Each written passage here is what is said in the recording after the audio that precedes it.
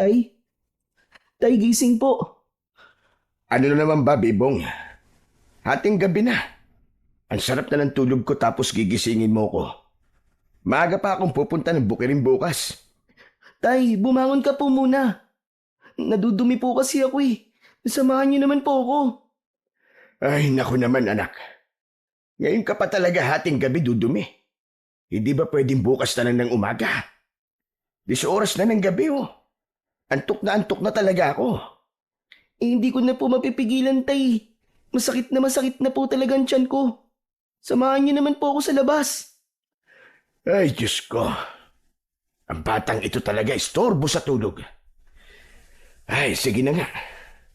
Halika na't baka mamaya kung ano pa mangyari sa'yo. Pasensya na po, tay kung naistorbo ko po ang tulog niyo. Sige na, walang kaso yon. Pero bukas bawal ka nang kumain ng kung ano-ano bago matulog. Opo, tay. O sige na, halika na. Labas na tayo para hindi na sumakit ang tiyan mo. Baka mamaya hindi ka makapagpigil dyan bigla ka madumirian sa salawal mo. Mahirap na. Si tatay naman talaga mapang-asar pa. Sabay na tumungo sa labas ang mag-ama. Tahimik nilang tinahak ang madilim na daan, gamit lamang ang maliit na lampara bilang tanglaw. Diretso ang lakad nila patungo sa tubuan dahil malayo sila sa kabiasnan at wala pang maayos na banyo. Dito muna sila dumudumi sa tagong bahagi ng lugar. Madalas ay sa mga talahiban o hindi naman kaya sa loob ng tubuhan. Bakit kaya ang ingay ng mga aso ngayon? Kalimitan hindi naman sila ganito. Kaya nga po, tay. Parang manlalapa po ang mga aso ngayon Oh, ito ang dahon ng saging. Gamitin mong pamunas pagkatapos mo magbawas. Bilisan mo para makauwi na tayo. Gusto ko na talagang pumikit Opo, tay. Tawagin mo na lang ako pagtapos ka na. Doon lang ako sa may bandang punong akasya na yun. Habang humihitit ako ng tabako ko. Sige po, tay. Sumuot si Bibong, papasok sa loob ng tubuan. Bit-bit ang layang dahon ng saging na kinuha ng kanyang tatay na gagamitin niyang pamunas matapos na dumumi. Patapos na siya nang makarinig ng tila mga yabag ng paa. Dali-dali niyang sinuot ang salawal at luminga-linga sa paligid. Dahil madilim at walang dalang kahit na ano, ay pinilit na lamang ni Bibong na aninagin ang paligid. Mabuti na lamang at maliwanag ang sikat ng buwan, kaya kahit papano ay may konti siyang nakikita. Hala, baka may tao. Ano ba naman yan? Hindi pa nga ako tapos Muling nakarinig ng yabag si Bibong. Sunod ay tunog ng kaluskos na parabang hinawi ang mga dahon ng tubo sa paligid. May tao ba riyan? Tao po! May tao ba riyan? Parang wala naman yatang tao Malakas ang pakiramdam ni Bibong na parabang may mga matang nakatingin sa kanya at may mga yapak na naririnig. Hindi niya alam kung guni-guni niya lamang ang bagay na yon o sadyang may tao talaga sa paligid at hindi siya nag-iisa sa loob ng tubuhan. Maya-maya lang, nakarinig ulit siya ng kung anong kaluskos. Dahan-dahang sinundan ni Bibong ang tunog at sa hindi kalayuan, sa gitna ng tubuhan, doon niya namataan ang isang matanda na nakaluhod sa gitna ng mga natumbang tubo. May nakaukit na bilog sa paligid nito at may libro sa kanyang harapan. Nakapikit ang matanda at tila may kung anong inuusal. Ale? Ano pong ginagawa niyo riyan? Nagmulat ng mata ang matanda at mariing tinitigan si Bibong. Tila ba naiinis sa biglang pagsulpot ng bata. Sino ka? Aswang ka rin ba? Hala, hindi po ako aswang, no? Tao po ako. Kung hindi ka isang aswang, Bakit ka nandito ng ganitong oras? Hindi ba tulog na ng ganitong oras sa mga normal na tao? Ano po kasi? Kaya po ako nandito ng ganitong oras kasi po dumudumi po ako. Wala po kaming banyo, kaya dito po ako dumumi. Wala akong pakialam kung narito ka na mga oras na to para magbawas. Sana hindi mo nalang pinutol ang pansasantigwar ko. Ha? Ano pong pansasantigwar? Isang uri ng mataas na panalangin o dasal laban sa mga aswang. Naku, pasensya na po kayo kung naabala ko po kayo sa pagdadasal nyo. Bakit po kasi diyan pa kayo nagdadasal? Pwede naman po sa bahay nyo na lang Mas makapangyarihan ang pansasagtigwar sa labas at sa ilalim ng bilog na buwan. Lalo na't ngayong gabi rin ito ay may nakaikwentro kong aswang sa lugar na ito. Lumalakas din ang mga aswang tuwing bilog at maliwanag ang buwan. Wala naman pong aswang sa lugar namin. At isa pa, hindi naman po totoong aswang Sabi ni tatay, gawa-gawa lang daw po ng mga tao ang aswang para po panakot po sa mga bata. Kaya hindi po ako naniniwala sa ganun Sa ngayon, hindi ka naniniwala, Totoy. Ngunit darating din ang araw na sa sarili mong mga mata ang makakasaksi. At sa oras na yon, siguradong maniniwala ka na. Ay, siya nga po pala. Bakit may mga galos po kayo sa katawan? Nasugatan po ba kayo dahil po dito sa mga tubo? Hindi ka man maniwala, bata. Pero dahil ito, sa pag-atake ng aswang, sinubukan ko silang labanan. Baka naman po asong gala lang po ang umatake sa inyo at napagkamalan nyo lang po na isang aswang. May malalaking asong gala po kasi rito sa lugar namin Alam ko pinagkaiba ng aso at ng aswang. At isa pa, veterana na ako sa pagpuksa sa mga aswang, bata. Ha? Ganun po ba? Saan po pala kayo nakatira? Bakit po kayo napadpad dito? Dahil malakas ang kutob ko, na dito sa lugar nyo, sunod na atake ang mga aswang. Dito ko dinala ng mga orasyong ginawa ko. Kaya hanggat kaya ko pa, gusto ko kayong protektahan. Ang bait niyo naman po pala kung ganun. Iniisip niyo po ang kapakanan ng mga taong nasa paligid niyo. Wala akong magagawa. Yun ang kapalaran ko. Nasa kamay ko na ang pagiging santigwar at kailangan kong yakapin ang tungkulin yon. Ang astig niyo po pala. Luluhod lang po kayo tapos magdadasal. Matatalo niyo na po kagad ang mga aswang. Sana all may kapangyarihan. Nagkakamali ka. Hindi madali ang gawain ng isang santigwar.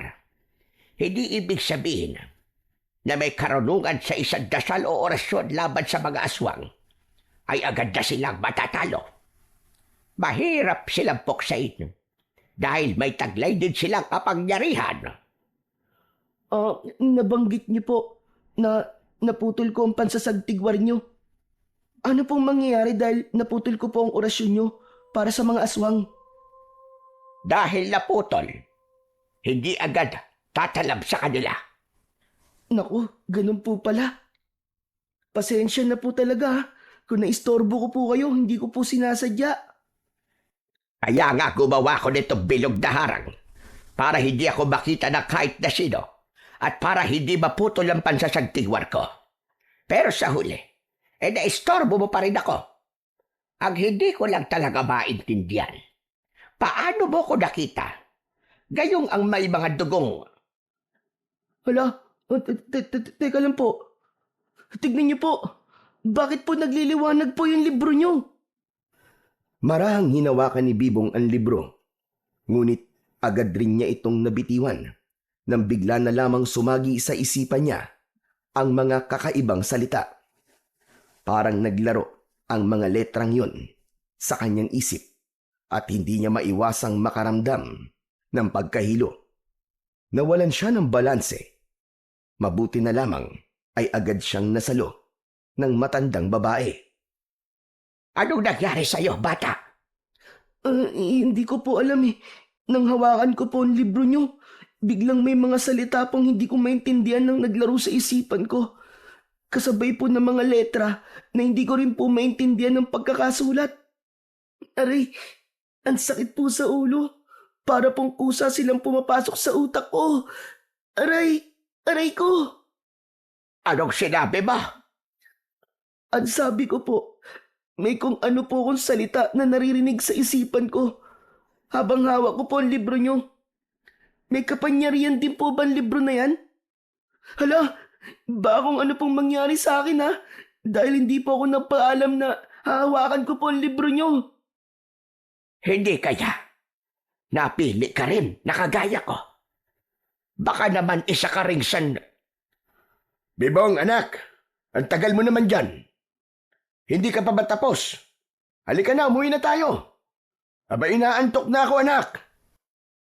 Natigilan sa pagsasalita ang matandang babae nang makarinig ito ng boses.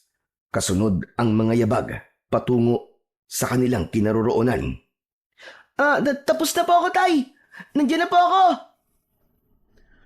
Nang muling lumingon si Bibong sa kanyang likuran, kung nasaan ang matanda, wala na ito sa kanyang kinatatayuan. Tanging ang bilog na lamang na marka ang naiwan kung saan ito nakaluhod kanina. Hala, nasan na yun? Tumalikod lang ako sandali na wala na kaagad. Totoo nga yata ang sinasabi ng matandang ina. May kapangyarihan nga siya. Oh, bakit nandito ka? Aba, layo naman ang pinuntahan mo. Dudumi ka lang, tinumba mo pa ang mga tubo. Pambihira ka, oo. Hindi po ako may gawa niyan, Tay. Hindi po ako nagtumba ng mga tubong yan. Sino naman ang gagawa niya, Naber? Ikaw lang naman ang tao rito. Ikaw, Bibong, ha? Hindi kita tinuruan na magsinungaling at ipasa ang mali mo sa ibang tao. Kapag nahuli ka na may-ari ng tubuang ito, patay tayong dalawa. Sigurado magbabayad tayo. Pero Tay, hindi naman po talaga ako may gawa niyan eh. May matanda po kasi ako nakita rito kanina, Tay. Nag-usap po kami.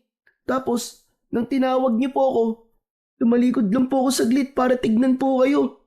Pagharap ko po, wala na po yung matandang babae. Ang bilis niya nga po nawala eh. Pero hindi na po ako magtataka dahil sa kanya na mismo nang galing na meron daw po siyang kapangyarihan.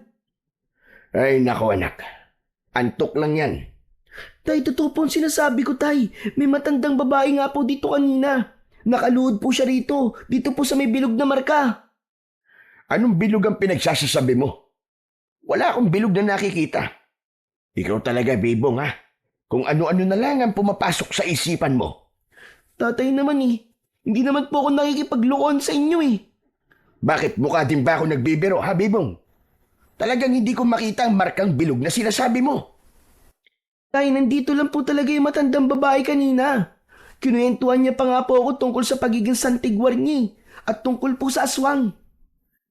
Yan.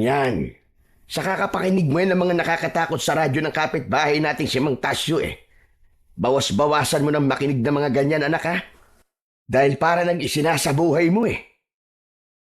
Hindi po talaga, Tay. May matanda po talaga rito kanina. Hinawakan ko pa nga po ang libro niya. Sumakit pa nga po ang ulo ko. May mga salita po ako naririnig sa isipan ko. Tapos may mga letra at salita din po ako nakita na hindi po pamilyar sa akin. Para pong nakasulat po sa baybayin. Anong sabi mo, Bibong? Sumakit ang ulo mo nang hawakan mo ang libro. At may kung anong mga salita ang narinig mo sa isipan mo. Opo, Tay. Hindi po ako nagsisinungaling. Promise po, totoo po yun. Sakaling magkita ulit kayo ng matandang sinasabi mo, huwag ka nang lumapit pa sa kanya, ha? At huwag ka na ulit humawak pa sa libro niya. Naiintindihan mo ba? Opo. Pero bakit ko po kailangan na iwasan po siya, Tay? Wala naman pong ginagawa sa aking masama yung matanda eh. Mukha naman po siyang mabait eh. Huwag ka na magtanong pa. Basta sundin mo na lang ang sinasabi ko. Para rin ito sa ikabubuti mo, Bibong. Opo, Tay. Wali ka na, umuwi na tayo. Bilisan mo na maglakad. Ito na po, nakasunod naman po ako. Ano ba? Panahinlinga mo riyan, ha? Baka madapa ka sa ginagawa mo. Hindi ko po mapigilan, Tay, na hindi po lumingon sa likuran eh. Pakiramdam ko po kasi ngayon, parang may mga matang nakasunod sa atin. Para bang bawat hakbang po natin may anino rin pong sumusunod. Guni-guni mo lang yan, anak. Kapag ganyan ka, tinatakot mo lamang ang sarili mo. Pero tay, iba po talaga ang pakiramdam ko. Hindi ko po maipaliwanag na pakiramdam to, tay. Hindi naman po ako kinikilabutan o kinakabahan. Pero parang may malamig po na hangin na dumadampi po sa batok ko kahit wala naman pong simoy ng hangin. Tama na nga yan, Bibong. Ang mabuti pa, bilisan na natin ang paglalakad. Nang makauwi na kagad tayo.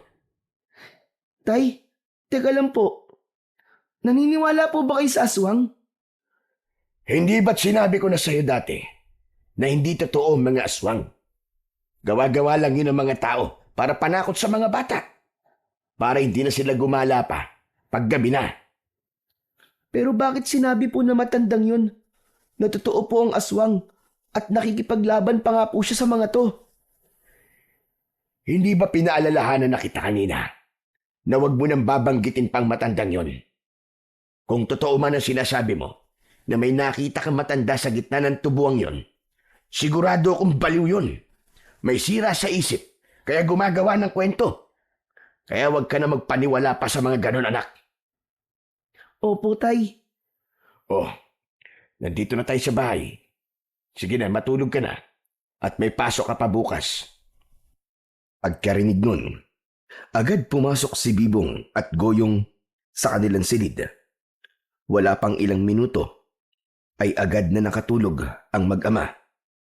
Ngunit ilang sandali lamang, sumigaw at habol hiningang napabalikwas ng bangon si Bibong sa kanilang banig. Napakapit siya sa dibdib at nagpalinga-linga sa paligid. Sa gulat naman ni Mang Goyong, sa biglang pagsigaw ng anak, nagising rin siya at napabangon na rin. Anak, Bibong, ano ba nangyayari sa'yo? Ano ka ba naman? At bigla-bigla ka nalang sumisigaw. Tay, sinusundan po ako ng anino. Binubulungan po niya ako ng mga dasal at orasyon. Nagpakita rin po ulit sa akin ng mga letra na hindi ko po maintindihan. Sinasabi niya po, natanggapin ko po ang kapalaran ko.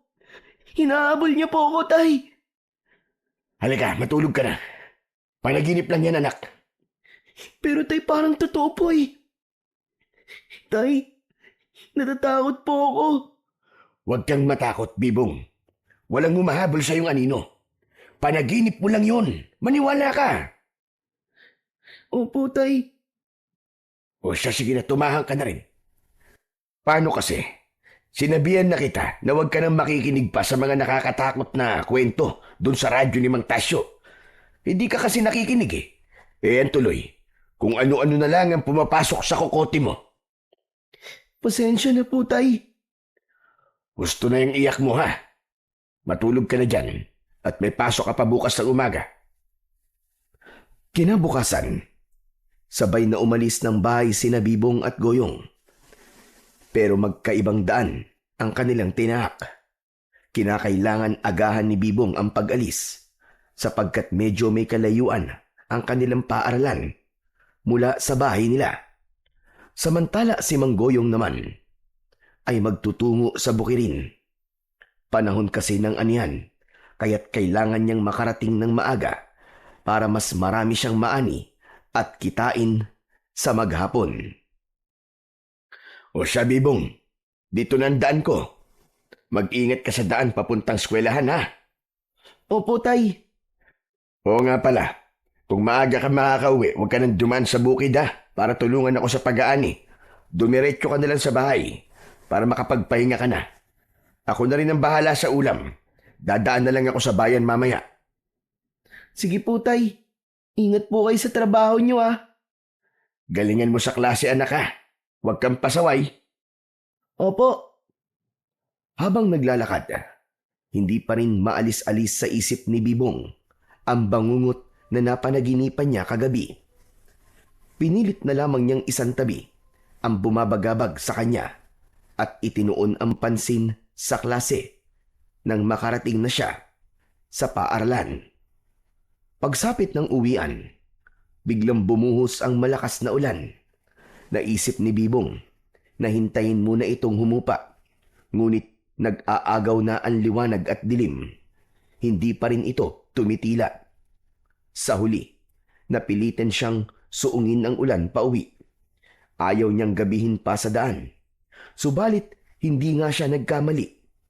Dumilim na nga nang nasa kalagitnaan pa lamang siya ng paglalakad. Wala rin siyang dalang flashlight, kaya bahagya siyang nahihirapan na aninagin ang paligid. Natatakot na rin si Bibong dahil hindi na pamilyar sa kanya ang paligid. Hala, nasan na ba ako? Ang hirap naman kasi. Hindi ko makita ng maayos ang dinadaanan ko. Nagpatuloy pa sa paglalakad ang batang si Bibong. Hanggang sa dulong bahagi ay may nakita siyang munting liwanag na parabang ilaw na mula sa gasera. Nang lapitan niya yon, liwanag yun mula sa isang barong-barong. Tao po? Tao po? May tao ba riyan? Pwede po bang makipasok? Giniginaw na po kasi ako. Maya-maya lamang din, isang matandang babae ang sumilip nang magbukas ang pintuan. Agad na namukaan ni Bibong ang matandang yon, sapagkat ito rin ang matandang babae na nakita niya sa gitna ng tubuhan. Kayo po pala yan? Dito po pala kayo nakatira? Oo. At anong ginagawa mo dito, iho? Paano ka napadpad dito? Paano mo nakita ang bahay ko? Naligaw po ako. Hindi ko po kasi maaninagandaan. Hanggang may nakita po akong konting liwanag nang tignan ko po kung saan po nanggagaling. Dito po pala sa barong-barong nyo. Ang ibig ko sabihin, saan ka dumaan? Sa daanan po. May orasyon ang paligid ng bahay ko. Paano mo to nakikita? Hindi ka man lang ba napasok? Hindi ko po alam ang sinasabi nyo eh. Hindi naman po ako napasok. Sa katunayan nga po, giniginaw na po talaga ako ngayon. Pwede na po bang pumasok kahit saglit lang? Ang lamig-lamig na po kasi. Papahupain ko lang po ng konting ulan tapos aalis na rin po kagad ako. O siya, sige na, pumasok ka. Saan ka ba naggaling at naligaw ka rito? Galing po ako sa eskwelahan eh. Hindi ko naman po alam na uulan. Kaya hindi po ako nakapagdala ng payong. Napansin ni Bibong na tila kanina pa may inaaninag ang matanda sa kanyang likuran. Luminga si Bibong pero wala naman siyang nakita. Sino pong tinitignan nyo sa likuran ko? Hinatid ka pala dito ng anino mula sa orasyon ko para siguradong ligtas ka. Ginagabayan ka niya. Ha? Ano pong anino? Wala naman po akong anino na nakikita maliban po sa anino nating dalawa. Huwag niyo nga po akong takutin. Hindi kita tinatakot. Totoo ang sinasabi ko. Wala ka lang nakikitang anino. Nakasunod sa iyo yun sapagkat hindi ka pa nahahasa. Siya, kung ganon, ikaw pala si Bibong. Teka, paano niyo po nalaman ang pangalan ko? Sinusundan niyo po ba ako? Kagabi, pinasundan kita sa anino mula sa orasyon ko dahil nagtataka ako sa iyo kung paano mong nakikita ang mga marka na ginagawa ko na tanging ang may mga palatandaan sa tigwar lamang ang may kakayahang makakita. Tama nga po siguro si tatay na nasisiraan na po kayo ng bait. Baliw daw po kayo. Hindi ka ba naniniwala, Bibong? Kung ganon, wala ka bang napanaginipang anino kagabi o mga letrang hindi mo maintindihan? Teka, paano niyo po nalaman ang mga panaginip ko? Sapagkat ako nagpadala ng anino sa panaginip mo para pukawin ka at tanggapin ang kapalaran mo bilang isang santigwar. Kagaya rin kita, Bibong. Hindi po tayo magkatulad. Hindi po ako nababaliw. Hindi mo ba aalis sa iyo, Bibong, ang pagiging santigwar? Hula ko ay mula ka rin sa lahing pinagmulan ko. Ha? Ano po ba ang lahi na pinagmulan nyo? Mula sa lahing Banas. o banal na dugo ng mga santigwar? Saglit nga, may gusto lang ako kumpirmahin. Tumalikod ka at hubarin mo ang damit mo. Titignan ko kung may marka ka rin ng kagaya ng sa akin. Nagtataka man, ngunit sinunod pa rin ni Bibong ang sinabi ng matandang babae. Nang tuluyan niyang mahubad ang damit, malinaw na nakita ni Nanang Kuping ang krus na marka sa likuran ni Bibong na gaya rin sa kanya. Para lamang yung balat, ngunit nang hawakan niya yon, bahagya itong nagliwanag. Gaya nga kita, Bibong. Tama ang hinala ko. Galing ka rin sa dugo ng mga santigwar. Gusto kong hasain ka sa pagsasantigwar. Nang sa ganon, ikaw ang hahalili sa akin. Ano po ang pinagsasasabi niyo? Hindi ko po kayo maintindihan. Naguguluhan po ako eh. Pumikit si Nanang Kuping at malalim na bumuntong hininga. Saka ko na ipapaliwanag sa'yo. Hala, sige na, hinahanap ka na ng tatay mo. Ikukuha mo na kita ng balabal para hindi ka masyadong ginawin sa daan pauwi sa inyo. Teka lang po. Gusto ko lang po munang maliwanagan sa mga pinagsasasabi niyo po sa akin. Bumalik ka rito bukas. Dala itong balabal ko. Ingatan mo yan. At huwag na huwag mong wawalain. Sige po. Binuksan ni Bibong ang pintuan ng barong-barong. Bago siya humakbang, ay muli niya pang sinulyapan ang matandang babae. Teka lang po. Ano nga po palang pangalan niyo? Kasi po... Bago pa man matapos si Bibong sa kanyang pagtatanong, bigla na lamang siyang itinulak ng matanda palabas ng barong-barong. Agad nitong isinara ang pinto at hindi man lang siya pinansin kahit napasalampak na siya sa basang lupa. Aray! Aray ko, grabe! Ang sakit nun ah! Grabe namang matandang yon. Tinulak na lang ako ng basta. O Bibong anak, nandiyan ka lang pala. Kanina pa akong hanap sa'yo. Nilibot ko ng buong gubat. Pinuntahan na rin kita sa eskwelahan nyo. Pero sabi ng teacher mo nakauwi ka na raw. Pero pag uwi ko, wala ka naman sa bahay. Pasensya na po, tay. Naligaw po kasi ako eh. Hindi ko po kasi makita ang dadaanan ko. Hanggang sa mapadpad po ako rito sa barong-barong ng matandang nakita ko po sa gitna ng tubuan. Pansamantala po muna ako sumilong sa bahay niya. Ano ka mo? Barong-barong? Wala naman nakatira sa lugar na to, anak ah. Kaya nga nagtataka ako bakit nandito ka eh. Hindi naman ang daan na to papunta sa atin. Ha? Hindi niyo po ba nakikita, tay? Ito po oh. Nandito lang po sa tapat natin ng barong-barong. Anak na, ano ba pinagsasasabi mo? Walang barong-barong sa tapat natin. Mga malalaking puno lang ang nariyan at nagtataas ang damo. Bakit hindi niyo po ba makita ang mga nakikita ko, tatay? Nagtataka na po ako. Baka naman nilalagnat ka. Sinapo ni Manggoyong ang noo ng anak at agad siyang nagitla nang maramdaman na nag-aapoy nga si Bibong sa lagnat.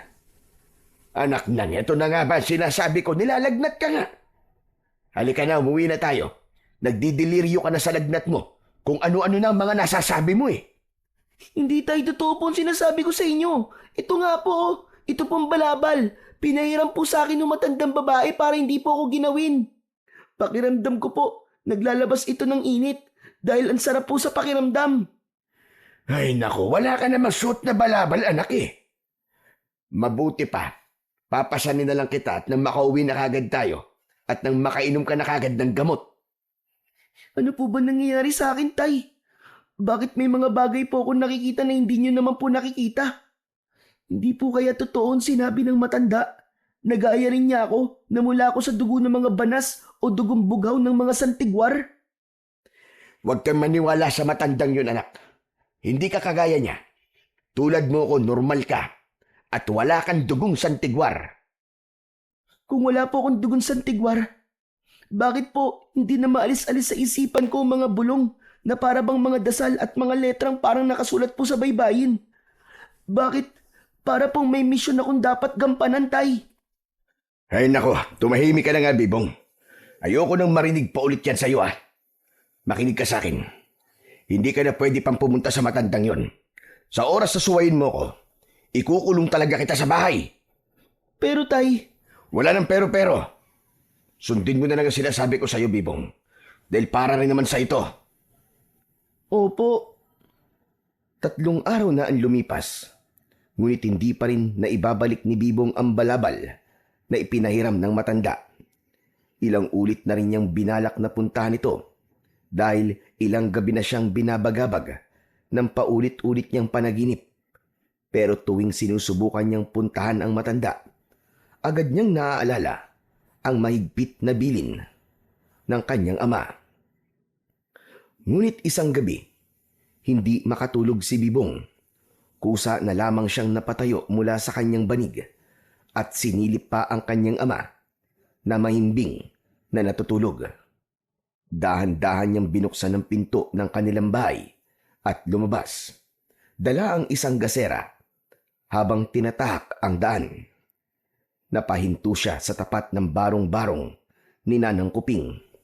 Ilang saglit lamang ay nagbukas ito ng pinto at iniluwa ang matanda na parabang alam na nito na darating si Bibong. Ikaw pala yan. Ilang araw na kitang hinihintay, Bibong. hanggang ngayon po, hindi ko pa rin po alam ang pangalan niyo. Tawagin mo na lamang akong Nanang Kuping. Butit nandito ka na, Bibong. Ilang araw din ako naghintay sa pagbabalik mo. Pero Nanang Kuping, hindi po dapat ako nandito. Magagalit po ang tatay ko kapag nalaman niya po na pinuntahan kita. Hindi ko alam kung ano ang kinagagalit ng tatay mo. Ngunit alam ko na may malalim yung dahilan. Yun nga po ang hindi ko nga rin po maintindihan. Bakit parang may sariling buhay po ang mga paa ko at basta na lang po ako naglakad papunta po dito. Tingnan mo, at sariling kapalaran mo na ang naghatid sa'yo dito. Mabuti pa, umuwi na po ako bago pa po magising si tatay. Bebong, makinig ka. Bebong, makinig ka. Alam kong nararamdaman mo rin na tila may kung anong nananalaytay sa dugo mo. Tutulungan kita, Bebong, dahil gaya rin kita. Halika sa loob, pumasok tayo. At may ipapakita ko sa iyo. Pero Halika muna, kahit saglit lang. Sabay na pumasok si Bibong at Nanang Kuping sa loob. Napabuntong hininga na lamang siya habang hinahakbang ang kanyang mga paa. Dumiretso sila sa isang sagradong silid sa dulo ng barong-barong. Pumikit si Nanang Kuping sa kamay kung anong inusal. Kalaunan, kusa itong bumukas. ang galing. Paano niyo pong nagawa yun? Wala namang susi, pero nabuksan niyo po. Kung yayakapin mo ang pagiging isang santigwar, magagawa mo rin yun, Bibong. Maliit na bagay lang yon. Halika sa loob. Gusto ko pong malaman bakit may mga bagay po na nakikita ko na hindi naman po nakikita ni tatay. Gaya na lang po nitong barong-barong niyo na kahit nasa harapan na po niya, hindi pa rin po niya nakikita. At ang balabal niyo po. Dahil hindi mo kagaya ang tatay mo, maaaring sa dugo ng nanay mo nakuha ang pagiging santigwar mo. At isa pa, ay may banal na orasyon ang paligid nito barong-barong ko na hindi kaya buksan ng mga normal na tao. At ang aswang na magtatangkang pumasok ay maaaring masunog ang balat. Hindi ko po alam. Matagal na pong wala ang nanay ko Hindi ko rin po alam kung anong nangyari sa kanya. Tuwing bubuksan ko po kasi ang usapan tungkol po sa nanay ko, nagagalit po si tatay. Hindi niya po sinasabi ang dahilan ng pagkawala po ni nanay. Baka naman kasi may tinik pa rin sa dibdib ang tatay mo tungkol sa pagkawala ng nanay mo. Kaya ayaw niyang pinag-uusapan niyo ang ganong bagay. Siguro nga po. Bakit niyo po pala ako dinala sa silid na to? Ano pong ipapakita niyo po sa akin, Nanang Kuping? Binuksan ni Nanang Kuping ang isang maliit na baul at agad na kumawala ang matinding liwanag mula rito. Aray, ang silaw naman. Ang sakit po sa mata. Ano pong meron sa baul na yan?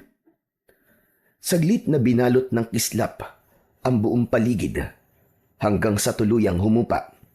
Pagkaraan, marahang kinuha ni Nanang Kuping ang isang lumang libro na may kakaibang pabalat na parabang galing sa punong kahoy.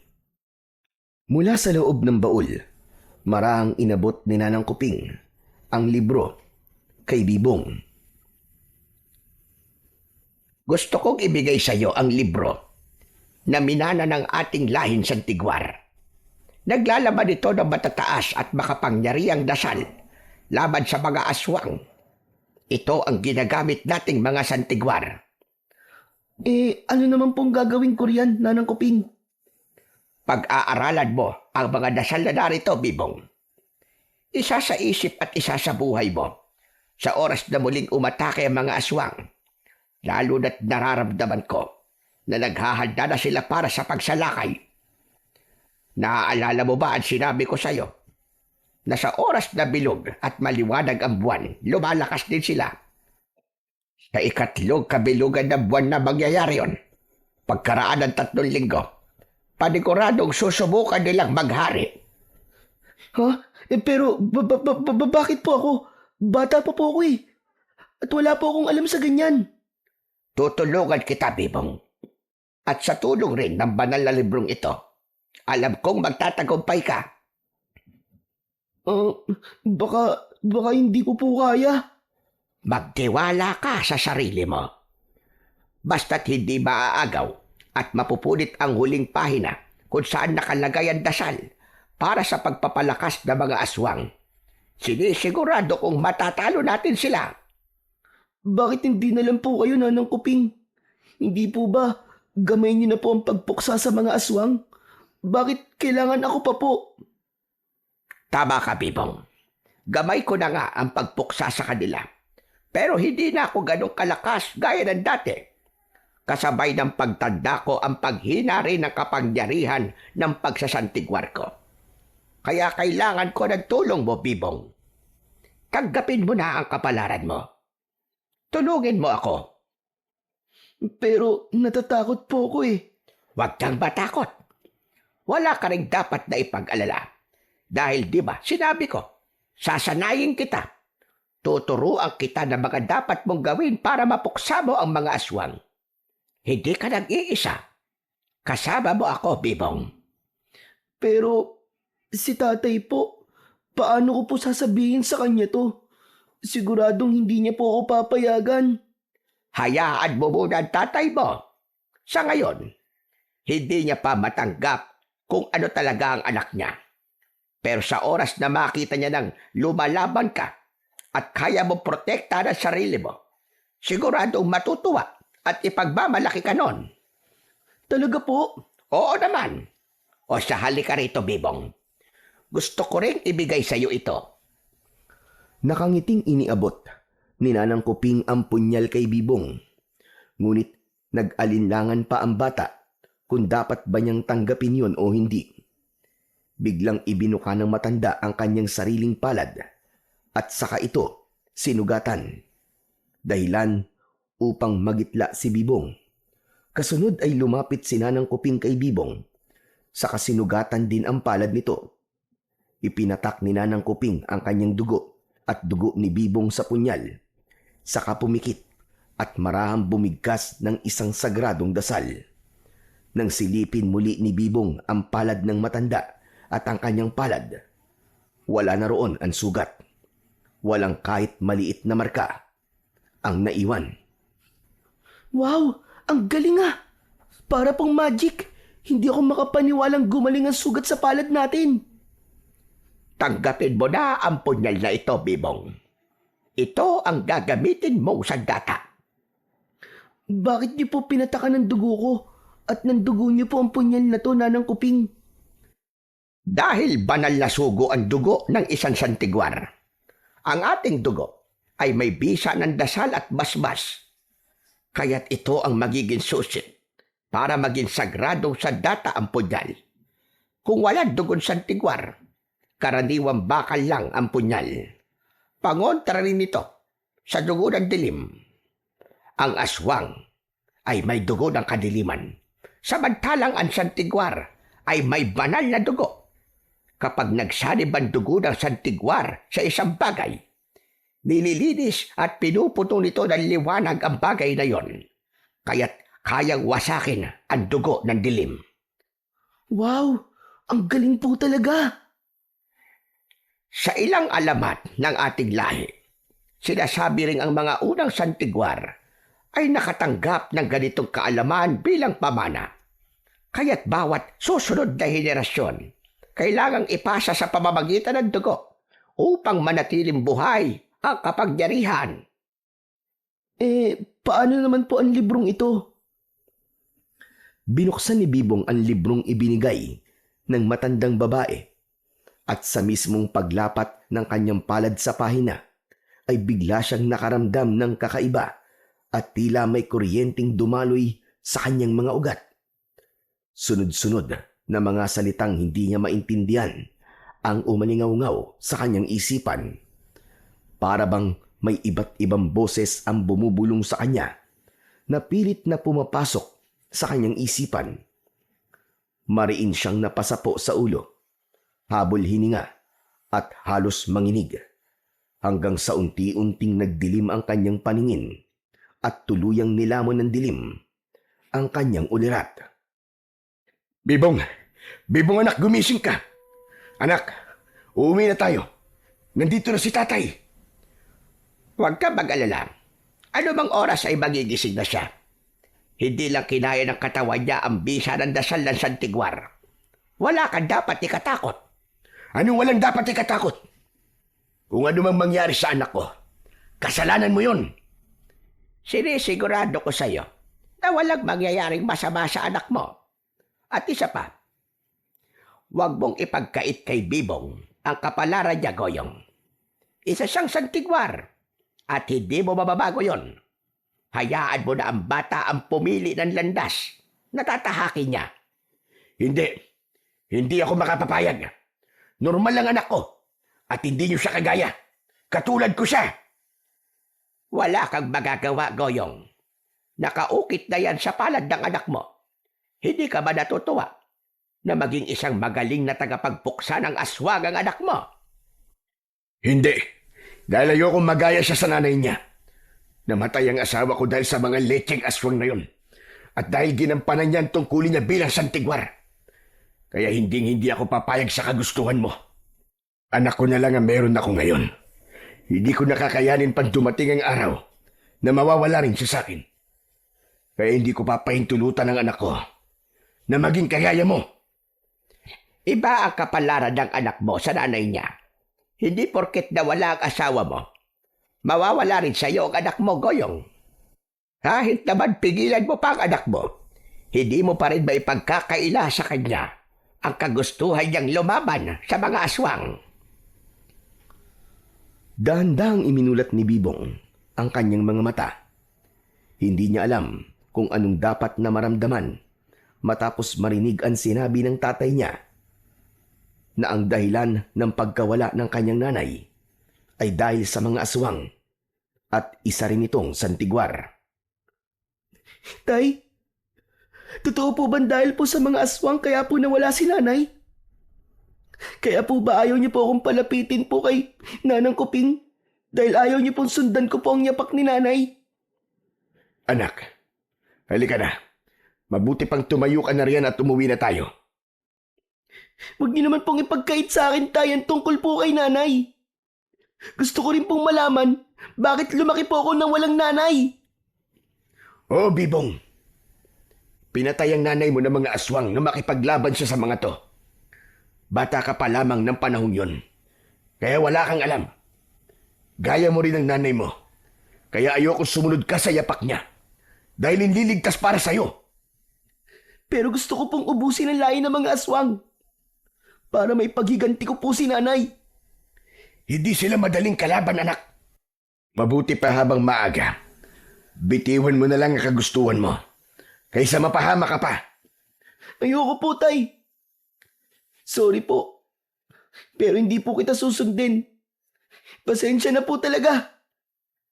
Bumaling si Bibong kay Nanang Kuping na ngayon ay tahimik na nakamasid. Akala ko po ba, hindi nakikita ng normal na tao ang barong-barong nyo? Bakit po nandito po si tatay? Pansamantala kong inalis ang orasyong harang para makapasok ang tatay mo. Halika na anak, tumayo ka na riyan. Uwi na tayo. Hindi na ako natutuwa ah. Opo. Sige po, Nanang Kuping. Mauna na po kami. O sige, mag-iingat kayo. Pagkatapos mag-usap ni Nanang Kuping at Bibong, nagkasundo silang magkikita na lang ulit kinabukasan para simulan na ang pagtuturo ng matanda sa kanya sa paggamit ng mga dasal sa sagradong libro. Pagsapit ng gabi, tahimik na ang paligid, ngunit may kung anong bumabagabag kay Nanang Kuping. Isang kakaibang pakiramdam na hindi niya maipaliwanag. Para bang may masamang mangyayari ngayong gabi. Mariin niyang ipinikit ang mga mata upang pakalmahin ang sarili. Ngunit bigla siyang nakarinig ng kaluskos mula sa labas ng kanyang kubo. Agad niyang iminulat ang mga mata. Nang bahagyang buksan ni Nanang Kuping ang bintana, agad na sumalubong sa kanya ang malamig na simoy ng hangin. Naninindig ang kanyang mga balahibo, ngunit hindi yun ang dahilan. May kakaiba sa paligid. May presensyang hindi pangkaraniwan at ramdam niya yon. Tila may mga matang nakamasid sa bawat galaw niya. Hanggang sa bigla na lamang may mabigat na bagay na dumapo sa bubungan ng kanyang pawid. Naramdaman niya ang pag-uga ng kanyang bahay sa bigat nito. Batid niya rin, hindi yun basta pusa o ibon lang na dumapo sa kanyang bubungan. Diyos ko po, naloko na. Minanmanan ako ng mga tusong aswang. Hinintay lang nila na tanggalin ko ang banal na harang bago sila sumugod. Agad siyang bumangon at hinugot ang maliit na sundang mula sa kanyang bulsa. Napalunok pa si Nanang Kuping at lalo pang hinigpitan ang pagkakahawak nito. Dahan-dahan siyang lumapit sa pinto at sumilip sa labas. Maingat siyang lumabas ng bahay. Iniwasan niyang makalikha ng kahit na anong ingay na makakakuha ng atensyon ng kung anong nilalang. Ngunit nang igala niya ang kanyang paningin sa bubungan, nanlaki ang kanyang mga mata dahil may isang nakakatakot na nilalang ang nakadapa roon. Ang mukha nito'y balot ng dugo at napakadungis. Namumula ang mga mata na parabang nagliliyab sa galit at gutom. Maitim ang balat, kasing itim ng uling. Nakalantad din ang matatalas at mahahabang ngipin na waring sabik lumapa ng laman, at ang balat sa paligid ng bibig at pisngi ay nanunuklap. Napasingot si Nanang Kuping dahil sa bawat paghinga ng nilalang, umaalingasaw ang mabahong amoy ng bulok na karne mula roon. Napaatras siya. May aswang sa kanyang bubungan at batid niyang may kinalaman ito kay Bibong at sa pagiging santigwar ng bata. Kanina pa niya ramdam ang kakaibang enerhiya. Natiktikan siya ng mga ito at marahil nahalata na ng mga nilalang ang kanyang binabalak na si Bibong ang susunod sa kanyang yapak. Agad siyang nagtago sa likod ng malalagong halaman upang hindi siya matunton. Mula roon, nakita niyang gumalaw ang nilalang at bumaba sa tapat ng kanyang pinto. Naningkit ang mga mata ni Nanang Kuping habang pinagmamasdan ang bawat kilos nito. Pumasok ang aswang sa kanyang bahay, ngunit hindi nagtagal ay lumabas din ito. Habang humihiyaw, nagngangalit at nalalapnos ang balat dahil sa orasyong inilagay niya roon. Mabilis na iginala ng aswang ang tingin hanggang sa napako ang mga mata nito sa may halamanan. Ngumisi ang aswang habang mariing nakatitig kay Nanang Kuping. Naloko na. Nakita niya na ako. Bago pa man lumabas ng barong-barong, ay nakapaghanda na si Nanang Kuping sa mga hakbang na gagawin. Batid niya ang maaaring mangyari at handa na siya sa pagsugod ng aswang. Mahigpit niyang hinawakan ang sundang at nang sa isang iglap ay mabilis na gumalaw ang aswang. Agad siyang lumayo mula sa halamanan upang maiwasan ang matatalim nitong kuko. Anong kailangan mo sa akin? Alam ko na. Ang banal na libro ng mga santigwarba ang hanap mo. Kaya ka pumasok sa barong-barong ko ay para nakawin ito. Hindi mo ito makukuha ng ganun-ganun na lang. At wala na sa akin ito. May iba ng may-ari ng libro. At kahit matanda na ako, kaya pa rin kitang patumbahin. Sa isang iglap, muling sumugod ng aswang. Ang mahahabang kuko nito parang patalim na handang bumasag ng laman. Iniwasan ni Nanang Kuping ang nilalang. Sa sandaling nakakuha siya ng puwang, mabilis niyang hinugot ang sundang at ibinaon sa tagiliran ng halimaw. Umalingaw-ngaw ang nakakakilabot na hiyaw ng aswang. Yumanig ang paligid sa tindi ng sigaw nito habang umaagos ang maitim na dugo. Sumigaw pa ito sa sakit, ngunit imbis na umurong, lalo itong nagngingit-ngit sa galit. Muling sumugod ang aswang at sa bilis ng galaw nito ay nagawang masugatan ang braso ni Nanang Kuping. Napaluhod siya sa damuhan at agad niyang naramdaman ang hapdi at panghihina. Lumatay ang sakit ng ginawa ng aswang sa kanyang katawan. Mariin niyang ipinikit ang mga mata at sinimulang iusal ang dasal ng mga santigwar. Unti-unting nagliyab ng malamlam na asul ang kanyang katawan. Nagliwanag ito na babalot ng banal na proteksyon. Sa bawat salitang binibigkas ni Nanang Kuping, lumalakas ang ningning ng liwanag hanggang sa kumalat ito sa paligid. Nang masilayan ito ng aswang, agad itong umurong, napapikit sa sobrang silaw, napapaatras at parabang sinusunog ng liwanag ang kanyang balat. Umatungal ito at sa isang iglap ay nagmamadaling tumalon-talon, palayo, hanggang tuluyang maglaho sa dilim ng kagubatan. Naiwan si Nanang Kuping na hingal na hingal. Hawak ang kanyang sugatang braso. Alam niyang hindi pa tapos ang laban. May susunod pa at marami pa ang mga nilalang ng dilim. Hindi maaari ito. Kailangan ko na sanayin si Bibong sapagkat mas malalakas pang nilalang at siguradong darating. Agad na pumasok sa barong-barong si Nanang Kuping at agad na nilinis ang sugat sa kanyang braso. Humanda ka talagang aswang ka. Kinabukasan, maaga pa lang nagpaalam na si Bibong sa ama na aalis. Tutungo siya kay Nanang Kuping para pag-aralan ang mga dasal sa banal na libro ng mga santigwar. Hindi pa niya gamay ito, kaya kailangan pa niya na matuto mula kay Nanang Kuping. Masinsinan tayo nag-usap kagabi, Bibong. Hindi porket pinapayagan na kita na pumunta kay Nanang Kuping para asain ka, magiging pabaya ka na sa pag-aaral mo. Sabado at linggo ka lang pwedeng pumunta ron kapag wala kang pasok. Opo, Tay. Salamat po dahil pinayagan niyo na po ako.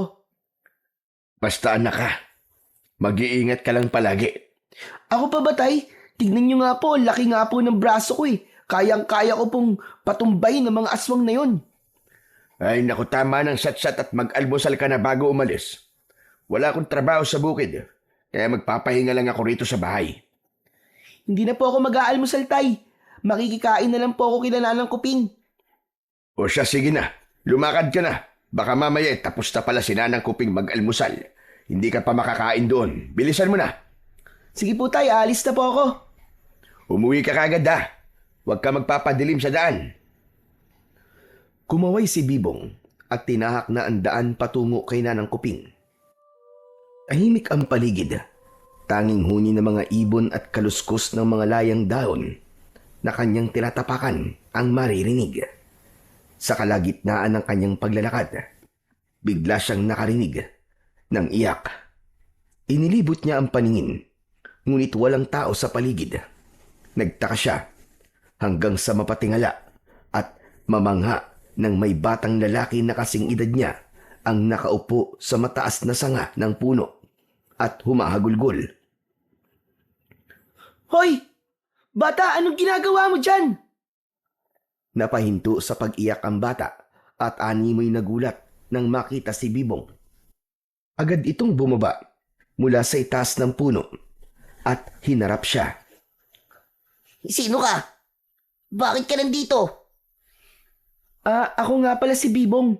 Napadaan lang ako dito. Ikaw, bakit nandun ka sa taas ng puno? Bakit ka dumaan dito, ha? Ha? Bakit bawal ba dumaan dito? Oo, bawal dumaan dito. Bakit pagmamay-ari mo ba to? Hindi. Hindi naman pala eh. Di pwedeng dumaan dito. At saka, saan mo ako gustong padaanin? Dito naman talaga ang daanan. Hindi mo ako naiintindihan eh. Binabalaan lang kita na hindi ligtas ang daanan na to. Pero ilang beses na akong dumaraan sa parting to. Wala naman nangyayari sa akin. Teka nga, maiba tayo.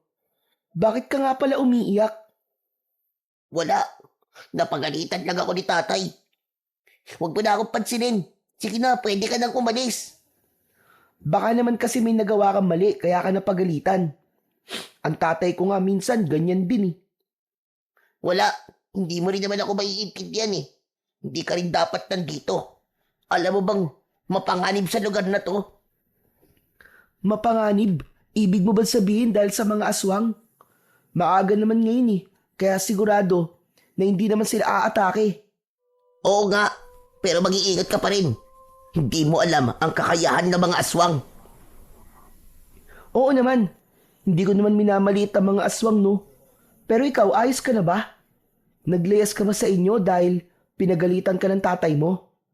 Uuwi rin naman ako maya-maya. Nagugutom na nga ako eh. Tara sa bahay namin. Doon ka na muna makikain. Talaga ba? Ayos doon sa'yo na makikain ako sa inyo? Oo naman. Kaysa naman magutuman ka rito. Kung hindi ka naman nahanapin sa inyo, walang kaso sa akin na sumama ka sa bahay. Walang maghahanap sa akin. Sinisigurado ko yan sa'yo. Sakto. Kasi pag alis ko ng bahay, nagluluto si tatay ng tinolang manok. Panigurado ako. Naluto na yun ngayon. Kaso, nahihiya pala ako. Baka pagalitan ka ng tatay mo kapag dinala mo ako sa inyo. At baka isipin niya na pumunta lang ako sa inyo para makikain lang. Ano ka ba naman? Mabait ang tatay ko no, kaya halika na. Huwag ka na magpapilit. O sige. Salamat ah. Wala yon. Ay siya nga pala. Ano nga palang pangalan mo? Ako si Melchor. Melchor, saan ka pala nakatira? Ang sabi mo hindi ligtas sa lugar na to, di ba? Bakit nandito ka? Sanay na kasi ako sa lugar na to. Kumbaga, gabay ko na ang mga panganib dito. Hindi ba talaga magagalit ang tatay mo na isama mo ako sa inyo? Paulit-ulit ka naman eh. Hindi nga. Mabait si tatay, sigurado magkakasundo kayo. At saka, sasabihin ko kay tatay na kaibigan kita. Ha? Kaibigan? Oo, kaibigan. Hindi mo ba alam yun? Ngayon lang kasi ako nagkaroon ng kaibigan eh. Wala rin naman ako masyadong kaibigan kasi mahirap maghanap ng tunay na kaibigan. Minsan kasi, pagsasamantalaan lang nila ang kabaitan mo. Kaya nga, minsan ka lang makakakita ng maaasahan mo. Pero, sigurado ka ba na kaibigan mo na ako? Bago lang naman tayo magkakilala. Hayaan mo na. Hindi naman masusukat sa tagal ng pagkakaibigan eh. At saka, hindi mo naman siguro ako gagawa ng masama, no?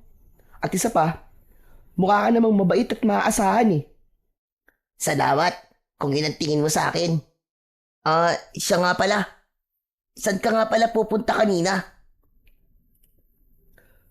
Natigilan si Bibong at hindi alam kung dapat ba niyang sabihin kay Melchor na papunta siya kay Nanang Kuping para sa pag-aaral ng mga dasal ng Santigwar. Wala. Mamamasyal lang ako. Nagpapahangin. Mainit kasi. Sa susunod, Bibong, huwag ka basta-bastang mamamasyal sa kagubatan na ikaw lang mag-isa. Dahil sa mga nakaraang kabilugan ng buwan, malakas ang mga aswang kahit sa umaga. Saan mo naman nalaman yan? Wala, narinig ko lang. Ganun ba? O sige, halika na. Bumaba na tayo para makakain na tayo. Gutom na rin ako eh. Hindi pa kasi ako nag-aalmusal. Magkasabay na tinahak ng dalawa ang daan pabalik sa bahay nila Bibong. Napansin niya na ang bawat madaanan nila ay minamarkahan ni Melchor. Bakit mo naman yung ginagawa? Kadalasan kasi ng mga pumupunta dito, hindi na nakakauwi pa. Nililigaw sila ng mga aswang hanggang sa maging panghimagas na sila ng mga ito. Huwag kang mag-alala, Melchor. Hindi ako basta-basta maliligaw. Oh, nandito na pala tayo eh. Halika, Melchor. Bilisan mo. Ayun ang bahay namin. Teka, parang kinakabahan akong magpakita sa tatay mo eh. Ano? Ngayon ka ba kakabahan? Eh, malapit ka na sa bahay namin. Saglit, at tatawagin ko lang si tatay. Tay? Tay, may bisita po tayo. Kaibigan ko po, si Melchor. Halika, Melchor, pumasok ka sa bahay namin. Huwag ka nang mahiya. Lumabas si Mang Goyong mula sa kusina, bitbit ang sandok. Katatapos lamang niya magluto at sakto ang pagdating ng dalawa. Melchor, welcome nga pala sa munting bahay namin. Sakto, katatapos ko lang magluto. Siya nga pala, Bibong. Bakit nakabalik ka na kagad? Hindi na po ako tumuloy, Tay. Baka mamaya na lang po ako babalik doon. May lakad ka pala? Akala ko ba mamamasyal ka lang? Oo, pupuntahan ko sana ang kaibigan ko. Ha? Kaibigan? Di ba ang sabi mo? Oo na, huwag ka na magtampo. Hindi ko agad sinabi sa'yo kasi ayaw nung kaibigan ko na sabihin na doon siya nakatira sa kagubatan eh. O siya, sige na. Tama na yan. Saglit lang at maghahain ako nang makakain na kayo. Siguradong napagod kayo papunta rito. Talagang napagod po at nagutom po ako, Tay. Ang sakit pa nga po ng mga paa ko eh. Hayaan mo mamaya. Papahira natin yan ng langis at hihilutin. Aayusin ko muna ang ngapag nang makakain na kayo. O maiwan ko muna kayo sandali Sa kusina muna ako. Opo, Mag-iingat ka, Bibong, sa kahit na sino pang makakasalamuha mo sa kagubatan.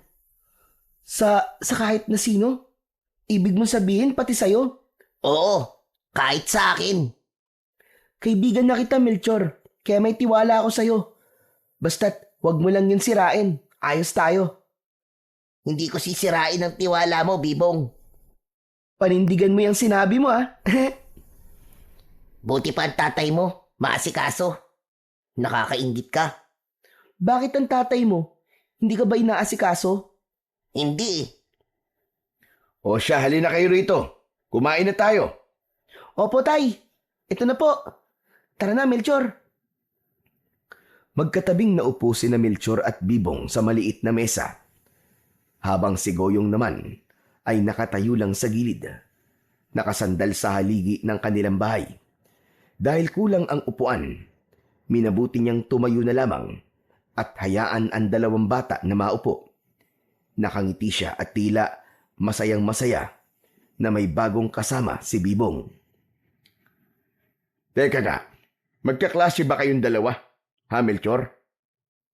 Nako, hindi po. Hindi po ako kaklase ni Bibong. Sa katunayan, kanina lang po kami naging magkaibigan eh. Kung ganun, saan ka nag-aaral? Hindi na po ako nag-aaral. Pinatigil po ako ni tatay eh. Aba, bakit naman? Dapat kayong mga kabataan nag-aaral kayo para makaahon sa hirap. Kapag nakapagtapos kayo, para sa inyo rin naman yun. Mabuti pa nga po si Bibong, pinag-aaral niyo po siya. Gusto ko rin po sana makapag-aral, pero hindi kasi pwede.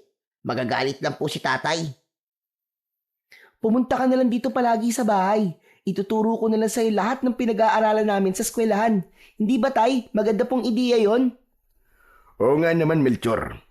Magandang ideya ang sinabi ni Bibong. Ngayong kaibigan ka na ng anak ko, hindi ka na iba sa amin. Anumang oras pwede kang pumunta rito. Ang kaso tong batang ito hindi rin ganun kasipag mag-aral. Minsan, tinatamad pang pumasok. Si tatay talaga oh. Nakakatuwa naman po. Ang gaan po sa pakiramdam na bukal po sa loob ang pagtanggap niyo sa akin. Salamat po talaga. Walang anuman. O sige na, kain na. Lalamig na ang ulam. Kinahapunan, hinatid ni Bibong si Melchor sa paanan ng gubat.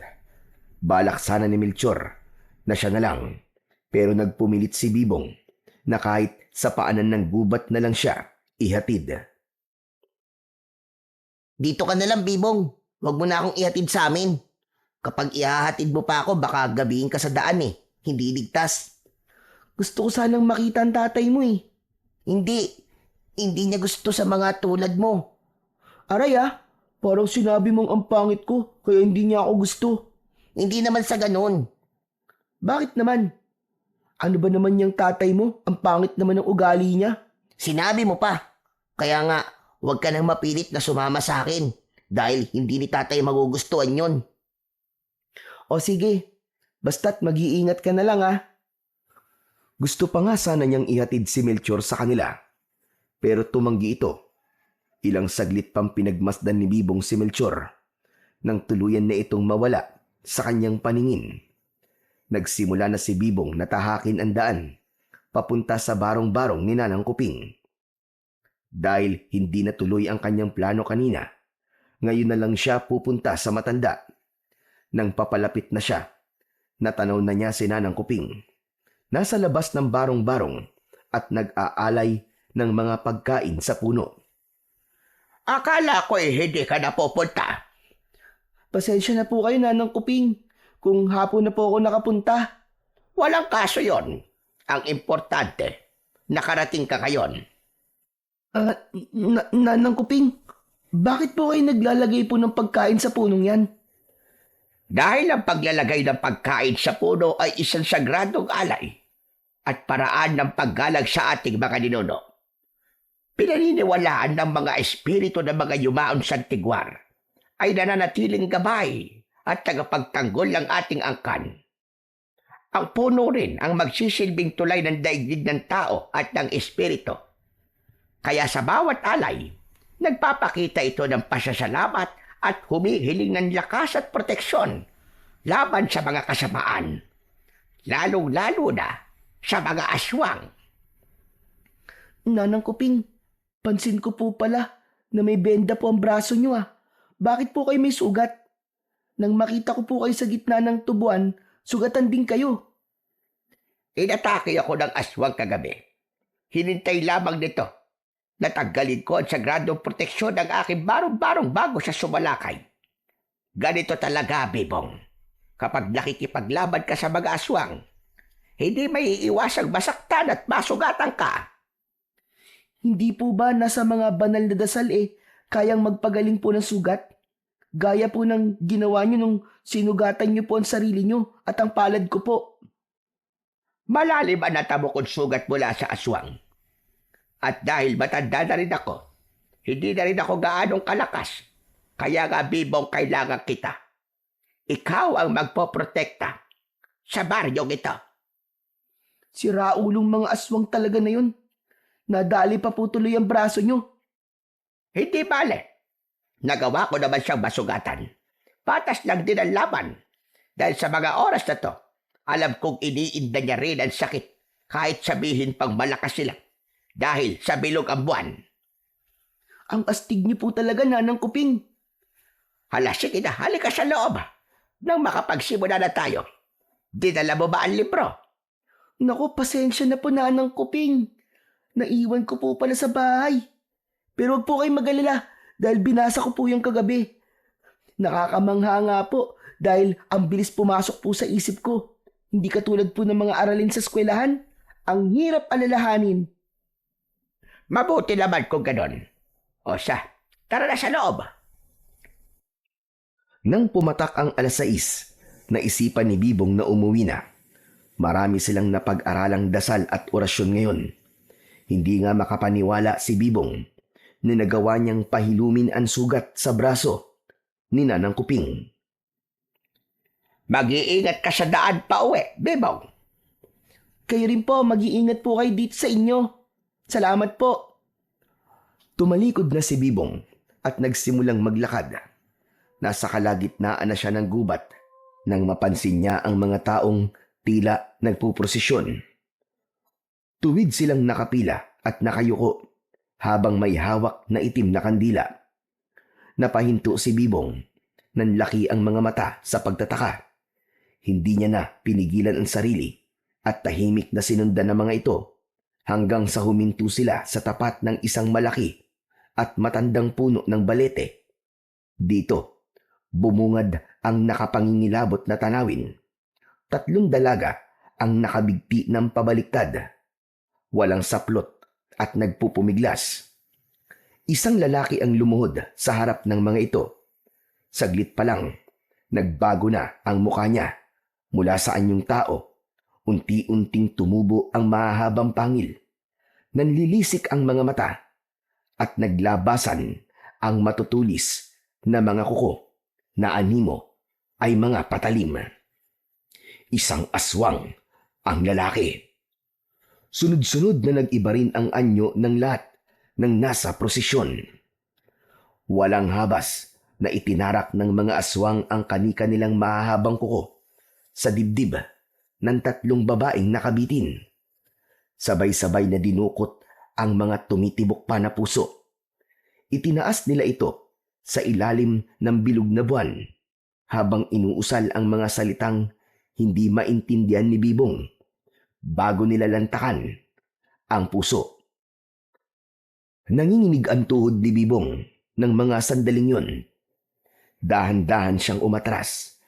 Pero sa isang iglap, isang malakas na tinig ang bumasag sa katahimikan nang hindi niya sinasadyang matapakan ang layang sanga ng kahoy. Suminghot ang mga aswang. Sabay-sabay na napalingon ang kanilang pulang mga mata sa direksyon ng batang si Bibong. Halos tumigil ang pintig ng kanyang puso. Ngunit bago pa siya makasigaw, isang malamig na kamay ang biglang tumakip sa kanyang bibig mula sa likuran. Huwag kang maingay. Tatanggalin ko ang kamay ko sa bibig mo Pero ipangako mong hindi ka sisigaw. Melchor, ano nangyayari? Hindi ba't binalaan na kita na mapanganib dito? Ilang beses kitang sinabihan, di ba? Hindi ka nakinig.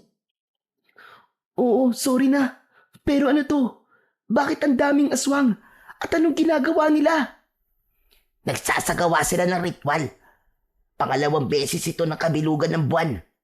Ito ang kanilang daan para salubungin ng nalalapit na 3 kabilugan ng buwan na magaganap 3 linggo simula ngayon. Nag-aalay sila ng 3 babae upang makakuha ng mas matinding lakas mula sa dilim. Ang puso ng tao, lalo na ng mga dalaga, ay itinuturing nila na sisidla ng dalisay ng lakas ng buhay. Kapag inialay ito, nagiging daan para tumanggap ng bagong kapangyarihan mula sa kanilang Diyos o pinagmulan. Kinakailangan ng 3 alay dahil simbolo ito ng 3 haligi ng buhay at yun ang katawan, dugo at kaluluwa. Kung ganun, ano ginagawa mo dito, Melchor? Mabuti pa umalis ka na dito bago ka pa nila mahuli. Pero paano ka? Huwag mo akong alalahanin, kaya ko't sarili ko. Sige na, Bibong, tumakas ka na. Bago ka pa nila maamoy. Sige na! Dumura si Melchor sa kanyang palad at ipinahid ito sa damit ni Bibong, maging sa pisngi nito. Ano ba? Kadiri ka naman Bakit mo ko pinahiran ng laway? Pinoprotektahan lang kita dahil kaibigan kita. Ginawa ko yun para hindi ka nila maamoy. Sige na! Ano? Laway mo, isang proteksyon. Huwag ka nang marami pang reklamo. Sige na, umalis ka na. Bilisan mo! Mabilis na itinulak ni Melchor si Bibong palayo. Pinapunta niya ito sa mas ligtas na bahagi ng gubat, malayo sa kinaroroonan ng mga aswang. Akala niya, hindi sila napansin ng mga nilalang. Ngunit nang makabalik siya sa hanay ng mga kasamahan, sinalubong siya ng malamig na tingin ng kanyang ama. Walang ano-ano'y isang malakas na suntok sa sikmura ang agad niyang inabot. Alam mo ba, hindi ko alam ang ginawa mo. Taksil ka sa lahi natin mga aswang. Pero kaibigan ko po si Bibong, Tay. Hindi niyo po siya pwedeng saktan. Anong kaibigan ang pinagsasasabi mo? Nahihibag ka na! Alam mo naman ang ginawa ng mga taong yan sa mga kalahi natin. Alam mo rin dati na minsan na akong nakipagkaibigan sa mga taong yan, pero sa huli, anong ginawa nila? Pinuksa nila ang angkan nating mga aswang. Pero Tay, may pagkukulang din po tayo. Kaya tayo pinupuksa. Dahil kahit kailan, tinitignan nila tayong mga halimaw. Dahil ginagawa natin pagkain ng mga tao. Pinapatay natin sila. Tumigil ka na, Melchor! Huwag mo akong pangunahan. Kung ayaw mong, saktan na naman kita ulit. Pero po, Tumahimik ka na! Gusto mo na naman masaktan, ano? Halika rito. Hindi ba't sinabi ko nang manmanan mo si Kuping? Pero nung ginawa mo, imbis na magmanman ka, nakipagkaibigan ka pa, so hindi natin kauli. Hinataw ni Roger si Melchor ng kadena. Paulit-ulit niya itong hinampas hanggang sa napaluhod na lamang si Melchor at nangihinang napasalampak sa sahig. Tay, minanmanan ko naman po eh. Alam mo bang wala na kay Kuping ang banal na aklat ng mga santigwar? Opo, at nakita ko po yun sa bahay nila Bibong. Nakita ko rin po si Bibong na pumunta kay Aling Kuping. Kung ganon, kunin mo ang banal na aklat ng mga santigwar at punitin mo ang huling pahina. Ang pahina kung saan nakaukit ang dasal na kaya magpalaya at magpalakas sa ating lahi. Kung tunay kang anak ko, hahayaan mong puksain ko ang mga santigwar na yon. Pero Tay, mabait po si Bibong. Hindi ko po kaya siyang pagtaksilan. Nangako po ko na hindi ko po sisirain ang tiwala na binigay niya sa akin. Galit na sinakal ni Mang Roger ang anak nitong si Melchor. Hindi mo kayang talikuran ang kaibigan mo, pero ako't sarili mong tatay. Kaya mong talikuran? Ganun ba, Melchor? Tay, itigil na po natin ang gulong to. Nagmamakaawa po ako sa inyo. Sa oras na malaman ang kaibigan mong Bibong na yan, na isa kang aswang, tignan lang natin kung hindi kanya puksain. Tignan natin kung saan ang kalalagyan mo. Kailangan bukas na bukas din na sa akin ang pahinang inuutos ko sa'yo. Maliwanag ba? Nang sumunod na araw, bumaba si Melchor ng kagubatan patungo sa bahay nila Bibong. Gabi na, pero wala pa si Bibong. Nagpaalam ito na dadaan kay Nanang Kuping. Tanging si Manggoyong lamang ang naiwan sa kanilang bahay. Oh, naparito ka, Melchor. Wala pa ang anak ko eh. Pero hintayin mo na lang at darating din yung kagad. Halika, pumasok ka na muna rito. Sige po, pero hindi na po ako magtatagal. May inutos lang po si Bibong sa akin na kunin ko daw po ang banal na libro. Talaga ba? Opo, daling ko daw po sa kanya eh. Ano ba naman ang batang yun? Bakit ikaw pang inutusan? Ayos lang naman po sa akin. O sige, saglit. At kukunin ko muna ang libro. Pansamantalang umalis si Manggoyong para kunin ang librong itinago ni Bibong sa ilalim ng kama. Patawarin mo ko, Bibong. Makalipas ang ilang saglit, bumalik si Manggoyong. Hawak-hawak ang banal na libro. Sa paglapit niya, maingat niya tong iniabot kay Melchor. Ngunit pagdampi pa lamang sa palad ni Melchor ng libro, agad na kumislap ang mga ukit na simbolo sa ibabaw. Isang nakakapasong init ang dumaloy sa kanyang balat. Para bang nasunog mismo ang laman ng kanyang kamay. Napasigaw si Melchor at bahagyang nabitiwan nito ang libro habang umuusok ang balat niya sa pagkasunog. Oh, ano nangyari sa'yo, Melchor? Halika, basahin mo ang kamay mo. Hindi ko po alam. Bigla na lang pong napaso ang kamay ko nang hawakan ko po ang libro. Teka, talaga bang inutusan ka ng anak ko na kunin ang librong to, ha, Melchor? Opo. Kung ganun, bakit nasunog ang balat mo? Hindi ko po talaga alam. Saglit. Ibabalit ko na lamang yan ng tela. Agad na binalot ni Goyong ng makapal na tela ang banal na libro upang hindi na muling dumikit sa balat ni Melchor ang nakakapasong init na nagmumula rito. Ngunit kahit nakabalot na, patuloy pa ring sumisingaw ang nakakasunog na apoy mula sa loob, para bang pilit na lumulusot palabas. Hindi na nag-aksaya ng oras si Melchor. Mabilis siyang umalis. Sa bilis ng kanyang pagtakbo, hindi niya namalayan. Napapunta rin ng kagubatan si Bibong. Pauwi, galing kay Nanang Kuping.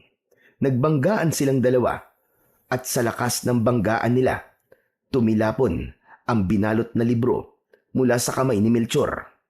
Napahinto si Bibong. Nagtataka at agad na napako ang tingin sa mahiwagang aklat na yon.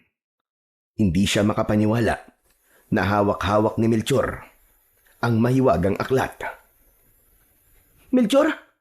Teka, bakit nasa iyo ang librong yan? Sino nagbigay sa iyo yan? Magpapaliwanag ako, Bibong. Huwag kang magalit. Huwag magalit? Bakit hindi ako magagalit? Magnanakaw ka! Patawarin mo ako, Bibong. Pero kailangan kong dalhin ang librong to kay tatay. Hindi! Hindi ako papayag na makuha mo to. At saka, bakit naman kailangan to yung tatay mo? Bakit niya pag-iinteresan ng librong to? Agad na napahinto sa pagsasalita si Bibong nang mapagtanto niya ang lahat. Tila hindi siya makapaniwala sa naiisip. Aswang ba ang tatay mo? Kung ganun, isa ka rin bang aswang, Melchor? Oo, Bibong. Patawarin po ko kung inilihim ko sa'yo na aswang ako at ang pamilya namin. Pero maniwala ka, kaibigan ang turing ko sa'yo. Hindi ko lang talaga kayang talikuran si tatay. Ano ba, Melchor? Gumising ka nga. Hindi ka gaya ng tatay mo. Mabuti kang aswang at huwag mo siyang tularan. Kapag napasa kami niyan librong yan, siguradong kadiliman na lang ang mamamayani. Gusto mo ba yun? Hindi, Bibong. Pero wala na akong magagawa pa. Kaya nga tulungan mo kami mapabagsak ang mga aswang, Melchor. Tulungan mo kami. Uubusin niyo ang lahi ko? Pati ako ba? Hindi. Kaibigan kita, Melchor. Hindi ko magagawang saktan ka. Maniwala ka sa akin. Kaibigan mo pa rin ako? Kahit isa akong aswang? Kahit ano ka pa, Melchor. Kaibigan ang turing ko sa'yo. Hindi yun magbabago. Kaya sana makipagtulungan ka sa amin ni Nanang Kuping na puksain lahat ng masasamang aswang na pumupuntirya ng mga tao. Ngumiti si Melchor. Saka mahigpit na niyakap si Bibong. Sa unang pagkakataon, nakaramdam siya ng kakaibang init. Hindi galit o takot, kundi isang pag-asa. Para bang sa tulong ni Bibong, may pagkakataon pa siyang kumawala sa dilim na kinaroroonan niya. Oh, ito na ang libro. Teka, sandali. Bakit hindi na ako napaso? Kasi malinis na ang puso mo. Kanina kasi nang kunin mo to, gagamitin mo to sa maling paraan eh. Pero ngayong alam na ng banal na libro na mabuti ka, kaya hindi ka na napaso. Salamat, Bibong ah. Pasensya nga pala at niloko ko ang tatay mo. Sinabi ko sa kanya na ikaw ang nag-utos sa akin na kunin ang librong yan. Ihingi mo na lang ako ng pasensya sa kanya. O sige, paano ba yan? Uuwi na ako. Mag-iingat ka sa daan ha. Ikaw rin, Bibong. Pasensya na uli. Pagka-uwi ni Melchor, galit muli ang sumalubong sa kanya.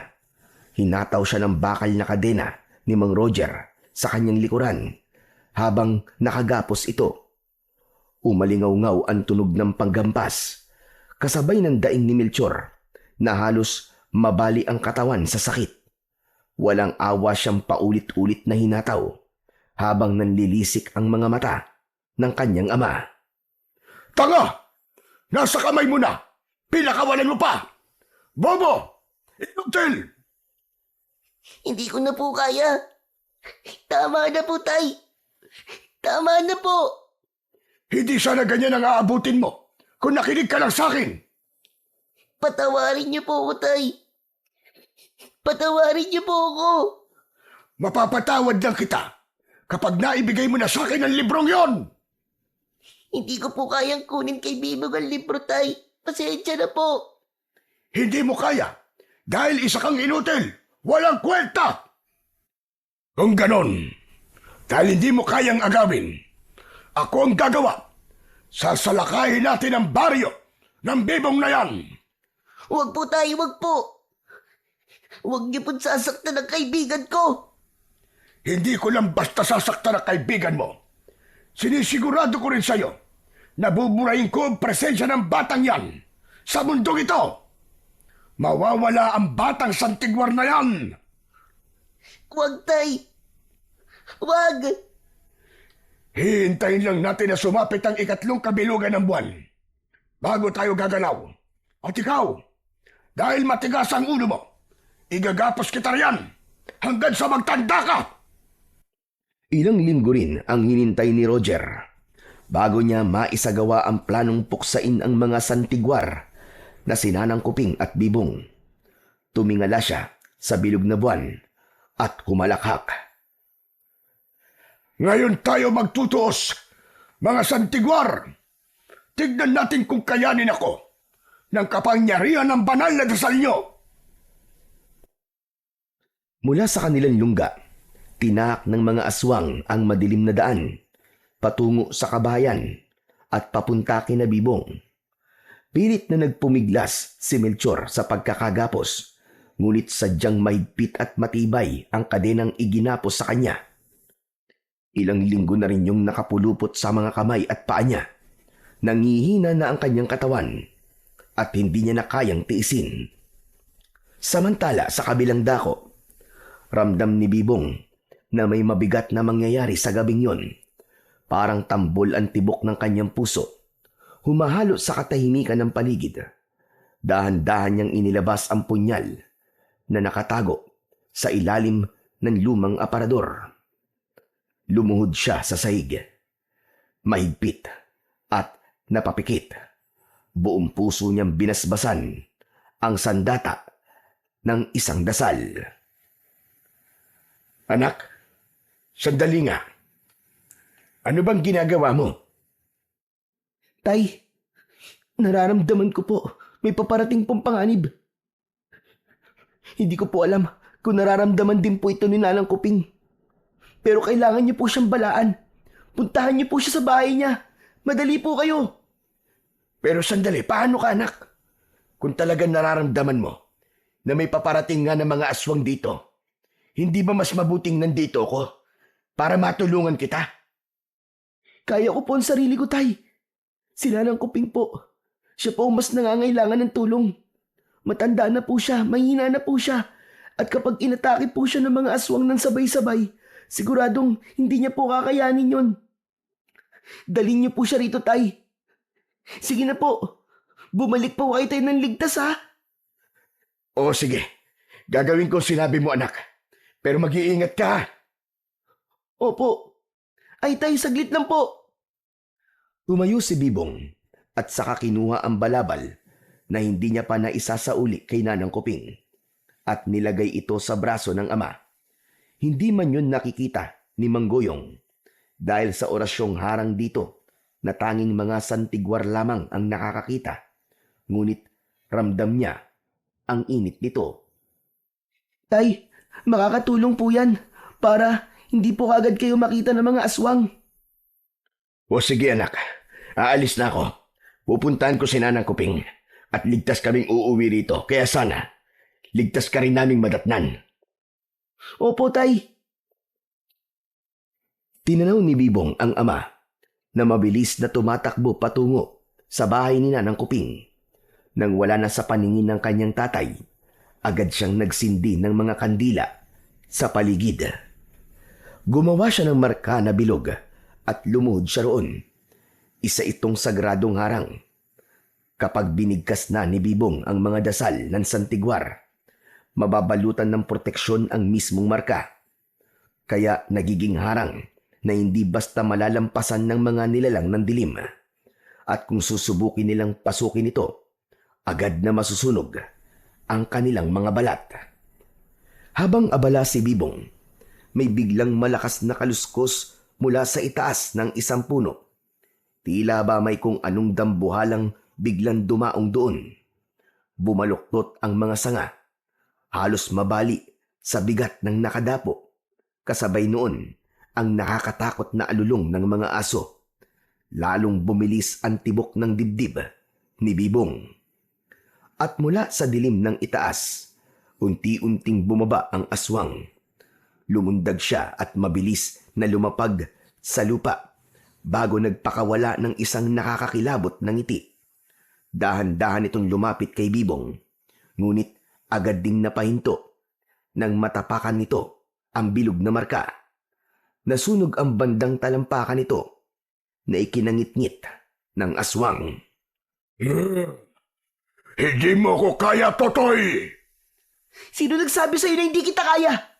Kaya kitang puksain, aswang ka! Matapang ka! Pero tignan natin kung saan ka dadalhin ang tapang mo! Napaatras si Bibong. Halos manginig ang tuhod sa takot. Nang isa-isang sumulpot mula sa dilim ang iba pang mga aswang. Ngunit ang mas matinding ikinatakot ni Bibong ay ang nakita niyang bit-bit ng mga ito. Ang kanyang ama, nakabigti sa balikat ng isang aswang. Walang malay at duguan, habang sinanang kuping naman, nagpupumiglas at hawak sa magkabila ang braso ng dalawang aswang at pilit na kumakawala at sumisigaw ng mga dasal. Nanlamig ang buong katawan ni Bibong at sa sobrang takot ay halos mabitiwan niya ang hawak na punyal. Ngunit sa kabila ng panghihina, ramdam niyang siya na lang ang natitirang pag-asa. Lecheng yan! Mga tusok aswang bitiwan niya ako! Ikaw na naman! Leche ka talaga! Tagasang ka man lupalot na aswang ka! At bakit dito ka nagugulo sa banyo namin? Buwisit ka! Ngayong gabi, tutuldukan ko na ang kademonyohan mo! Tumigil ka! Huwag kang magyabang! Dahil hindi mo ko kaya! Talaga ba? Kaya pala tumakas ka na lang ng nakaraan! Duwag kang aswang ka! Duwag! Tumahimik ka! Napakadaldal mo! Isang malakas na sampal ang iginawad nito kay Nanang Kuping. Sa tindi ng pagkakasampal ng aswang, dumugo ang labi ng matandang babae. Nang hindi pa nakontento, idniin nito ang mahabang kuko sa pisngi ni Nanang Kuping. Itigil mo yan! Ano bang gusto mo, ah? Anong gusto nyo? Yan ang gusto ko, Bibong! Magandang kausap! Hindi katulad ng ugod-ugod na ito! Kung ano ba ang hihilingin nila, Bibong? Huwag mong ibigay! Manahimik ka! Bago pa kita tanggalan ng buhay! Umalis si Bibong sa proteksyong harang. Saglit pang napako ang tingin ng aswang kay Bibong. Mula sa kanyang bibig ay lumabas ang isang malagkit at mahabang dila. Sabihin mo! Sabihin mo kung anong gusto mo! Ibibigay ko sa itong dalawang to bago ibigay mo sa akin ang sagradong libro. Bumaling si Bibong kay Nanang Kuping at umiling ito. Tumalikod si Bibong. Sa kanya kinuha ang sagradong libro sa proteksyong harang na kanyang ginawa mula sa dasal. Wag! Wag, Bibong! Wag mong ibibigay yan sa kanya! Nakikiusap ako sa iyo! Wag! Iniabot ni Bibong ang banal na aklat. Nang akmang aagawin ito ni Mang Roger, mabilis na gumalaw si Bibong. Agad niyang sinaksak ang aswang at tumama ang punyal sa tagiliran ng halimaw. Napasigaw si Mang Roger sa labis na sakit. Dumaloy ang maitim na dugo nito at agad siyang umatras dahil sa naramdamang sakit. Sunod-sunod na sumalakay ang iba pang mga aswang. Ang kanilang mga kuko ay parang mga patalim.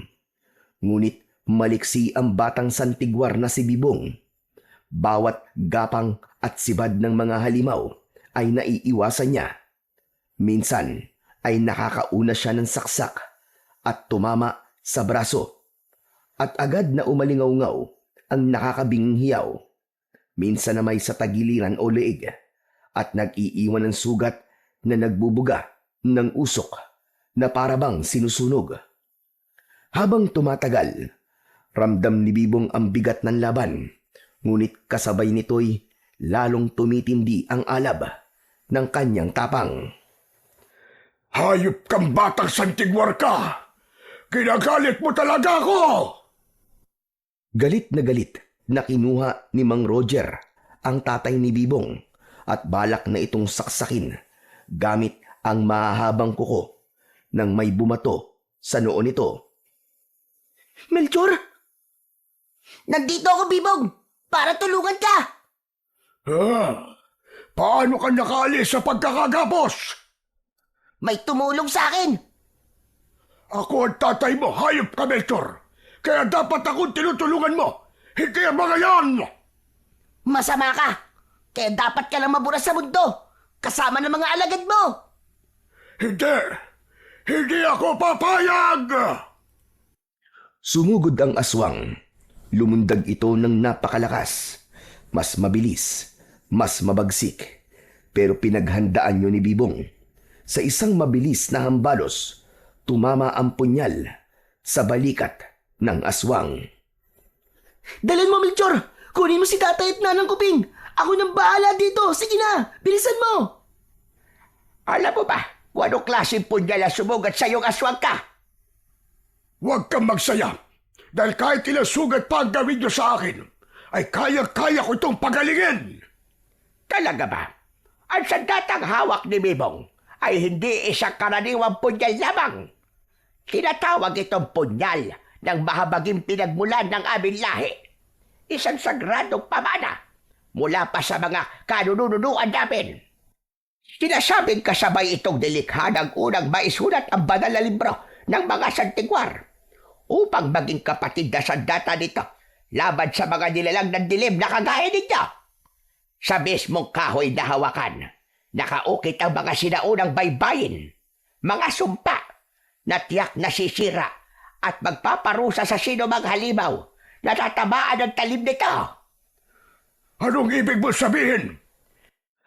Ang ibig sabihin ni nanang Kuping ay katapusan niyo na! Lumuhod si Bibong sa gitna ng bilog na proteksyon. Maigpit na hawak ang banal na aklat ng mga santigwar. Sa mabigat na tinig, sinimulan niyang basahin ang nakasulat na mga dasal. Unti-unting umalingaw-ngaw ang kanyang tinig sa buong paligid. Mula sa mga pahina ng aklat, sumiklab ang nakakasilaw na liwanag at ang katawan ni Bibong ay nabalutan ng asul na apoy na hindi nakakasakit sa kanya, kundi nagpoprotekta. Habang lumalakas ang kanyang pag-usal ng dasal, lalo ring tumitindi ang pagliyab ng liwanag. Nang abutin ng dasal ang rurok nito, nagsimulang lumiyab at umusok ang mga katawan ng mga aswang. Ang kanilang mga balat ay nagkabitak-bitak. Ang kanilang hiyaw ay umalingaw-ngaw sa buong paligid at isa-isa silang natupok sa apoy ng dasal hanggang sa pumutok ang isang malakas na liwanag at sa isang iglap, naglaho ang lahat ng mga aswang, liban kay Melchor. Bago pa ito makakilos, mabilis na sumulpot si Nanang Kuping at mariing itinapat ang matalim na kutsilyo sa leeg ng bata. Isa ka ring aswang, hayop ka! Dapat ka ring mawala! Wag! Wag nanang Kuping! Mabuting aswang po si Melchor. Tinulungan niya po tayo. Paano natin masisiguro na mabuti yan? Baka babayain na kukunwari lang yan. Kampon pa rin siya ni Satanas. Hindi po nanang Kuping. Mabuti po si Melchor dahil kaibigan ko po siya. Nalimutan niyo po ba, nanang? May dasal ang mga santigwar na para lamang po sa mga masasamang aswang. Ang mga nilalang na puno ng kasakiman ang naglaho po sa liwanag. Pero si Melchor po, naiwan dahil mabuti po siya. Hindi siya sinunog ng dasal kasi pinili niya po ang kabutihan. Salamat. Salamat, Bibong. At binigyan mo ako ng pag-asa. Niyakap ni Melchor si Bibong ng maigpit. Napangiti naman si Nanang Kuping sa tagpong yun at dahan-dahang niyakap din ang dalawang bata. Matapos yun, lumapit si Bibong sa kanyang ama. Marahan niyang hinawakan ang mga sugat sa katawan ni Manggoyong. Ipinikit niya ang kanyang mga mata at taimtim na nanalangin.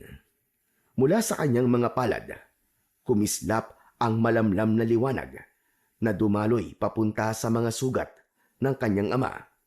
Unti-unting nagsara ang mga ito at kalaunan ay naghilom na parang walang bakas. Dahan-dahang iminulat ni Manggoyong ang kanyang mga mata. Nang makita niya si Bibong, napangiti siya at agad na niyakap ang anak ng maigpit. Hindi nagtagal ay niyakap na rin nila si Melchor at Nanang Kuping. Sino pala ang tumulong sa'yo na makawala sa gapos, ha Melchor? Mga kaibigan kong sigbin. Pero, wag po kayong matakot ha. Mabait po siya. Ngayong wala ka ng kasama, Melchor, na mga aswang, masaya ko na tanggapin ka sa pamilya namin. Kahit po, galing po ako sa lahi ng mga aswang, tanggap niyo pa rin po ako. Kahit galing ka pa sa lahi ng aswang, Melchor, anak na rin ang turing ko sa'yo, kaya tanggap kita. Pero sa isang kondisyon sana, hindi ka pwedeng kumain ng tao. Promise po, hindi po ako kakain ng tao. Napangiti si Bibong. Hindi man naging madali ang kanyang pinagdaanan laban sa mga aswang. Natutunan niya ang isang mahalagang aral. Napagtanto ni Bibong na ang kapalaran ay hindi dapat katakutan, bagkus ay dapat nayakapin. At sa kanyang paglalakbay, napatunayan din niya na ang tunay na kaibigan ay hindi nasusukat sa pagkakaiba ng dugo o pinagmulan, kundi sa tiwala at kabutihang ipinapakita. Sa pananampalataya, pagmamahal ng pamilya, at pagkakaibigang totoo, doon matatagpuan ang liwanag na tanging kayang pumawi sa pinakamatinding kadiliman.